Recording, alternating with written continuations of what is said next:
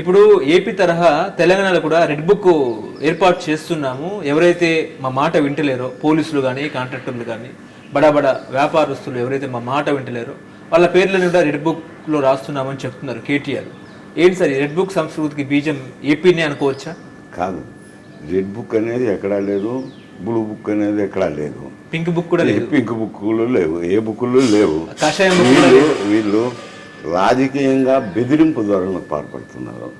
అక్కడైనా కానీ అప్పుడు వైఎస్ఆర్సీపీ అధికారంలో ఉన్నది కాబట్టి ఈ వైఎస్ఆర్సీపీ తరఫున అధికార యంత్రాంగం పనిచేస్తుంది అని నేను రెడ్ బుక్లో మీ పేర్లు రాసుకుంటానని అన్నాడు అనుకోండి.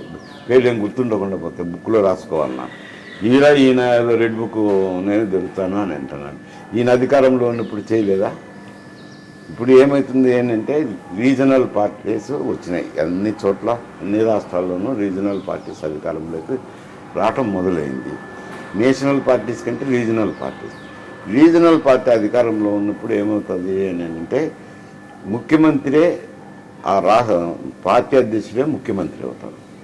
ముఖ్యమంత్రి చుట్టూరానే అధికార యంత్రాంగం అంతా తిరుగుతుంది. ఇప్పుడు ఒక్కొక్క ముఖ్యమంత్రి ఆఫీసులో మేము ఉన్నప్పుడైతే ఒక సెక్రటరీ, 2 సెక్రటరీలు ఉంటారు. ఇప్పుడు 5-6 మంది సెక్రటరీని వేసుకున్నారు. 5-6 మందికి శాఖలను కేటాయిస్తున్నారు. నువ్వు ఈ శాఖలు చూడు అని 5-6 మందికి శాఖలు కేటాయించుతున్నారు. శాఖలు కేటాయించినప్పుడు ఇక్కడ సెక్రటరియట్లో ఏమైనా పనులున్నా చిన్న వెంట సరే, పెద్ద విషయాలు ఏమన్నా ఉంటే ఖచ్చితంగా సీఎంఓ నుంచి డైరెక్షన్స్ వస్తేనే ఆ కన్సర్న్ సెక్రటరీ ఏదన్నా చెప్తే అప్పుడు ఫైల్ కలుగుతుంది. కలెక్టరేట్లో ఉన్నాయనుకోండి, ఇక్కడ నుంచి ఆ విభాగాధిపతి ఫోన్ చేసి ఈ ఫైల్ తొందరగా పంపించండి అంటేనే ఫైల్ కలుగుతుంది. అది రీజనల్ పార్టీస్ ఉన్న చోట వ్యవస్థ అధికార యంత్రాంగాన్ని అంతా చేతిలో పెట్టుకుంటున్నారు. పోలీసులు కూడా పోస్టింగ్ ఇచ్చేది ఎవరు? జిఏడి. హోంమంత్రికి ఏం సంబంధం లేదు. జిఏడి అంటే జిఏడి ముఖ్యమంత్రి కింద ఉంటుంది. అంటే పోలీస్ శాఖలో అయినా కానీ, రెవెన్యూ శాఖలో అయినా కానీ మార్పులు చేర్పులు కలెక్టర్లను, ఎస్పీలను, డైరెక్టర్లను ముఖ్యమంత్రి చేస్తున్నారు. కాబట్టి ముఖ్యమంత్రులు చెప్పినట్టే అధికార యంత్రాంగం వింటుంది.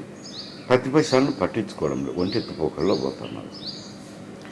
అది ప్రతి చోట రీజనల్ పార్టీ అధికారంలోకి వచ్చినప్పుడు ప్రతి చోట జరుగుతుంది. అక్కడ వచ్చేసరికి తెలుగుదేశము రీజనల్ పార్టీనే, జనసేన రీజనల్ పార్టీనే, వైఎస్ఆర్సీపీ రీజనల్ పార్టీనే. అందుకని రీజనల్ పార్టీస్ ఉన్నప్పుడు ఈ అధికార యంత్రాంగం అనేది ముఖ్యమంత్రి చేతిలో ఉంటారు. అందుకని ఆయన రెడ్ బుక్ తెరుస్తాను, అది తెరుస్తాను, ఇది తెరుస్తానని మాట్లాడినారు. ఒంటెత్తిపోకల్లో పోదు. ఇక్కడ వచ్చేసరికి కాంగ్రెస్ పార్టీ నేషనల్ పార్టీ. అపోజిషన్లో పూర్తి మేము కూడా పార్లమెంట్ ఎలక్షన్లో సీట్లు గెలుచుకున్నాం. మేమే మెయిన్ అధికార ప్రతిపక్షం అనే లెక్కలో మాకు ఎమ్మెల్యే సీట్ లేకపోయినా మేమే మాదే రెండో పార్టీ అని చెప్పి బీజేపీ ఒక దిక్కు విమర్శలు చేస్తున్నారు. వాళ్ళు కొందరు శాసనసభ్యులు ఉన్నారు.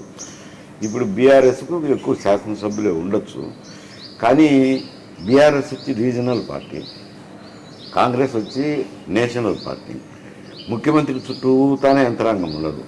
మంత్రులంతా ఎవరి కొద్ది వాళ్ళు సర్వస్వతంత్రంగా వ్యవహరిస్తున్నారు. నేను రెడ్ బుక్ పెట్టేదంగా దానికి దీనికి సిమిలీనే లేదు, అర్థం పర్థం లేని మాటలు అంట. ఓకే.